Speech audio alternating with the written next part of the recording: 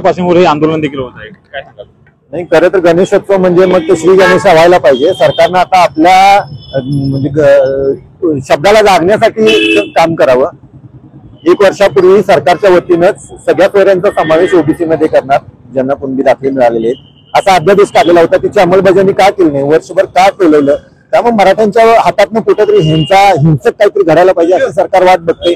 आणि तशी वाट बघणार असेल तर तुम्ही स्वतःची सत्व परीक्षा घेताय, त्यामुळे विश्वाशी खेळू नका असं आम्हाला सरकारला म्हणणं आहे. त्यामुळे ही जी गर्दी मुंबईमध्ये घुसणार आहे, तर ही मुंबईची मोर्चे नाकेबंदी नसून ही सरकारची नाकेबंदी ठरणार आहे.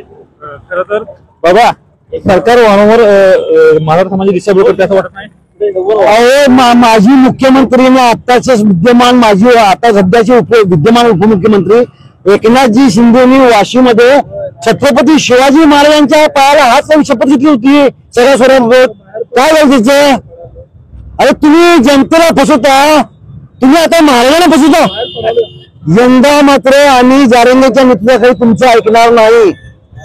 आम्हाला मराठ्यांना आरक्षण द्या, झेपत नसेल तर खुर्च्या खाली करा, आम्ही बघतो. या अशा सगळ्या मराठा समाजाची तीव्र भावना आहेत. खरं तर मुंबईत निघणार मराठ्यांचा मोर्चा, सरकार सांभाळ तुमच्या खुर्च्या, आता या प्रकारचा इशारा या शाहिरी पत्रकाच्या माध्यमातून सरकारला देण्यात आलेला आहे. श्रीकांत पाटील, नवराष्ट्र, कोल्हापूर. हे श्रीकांत मग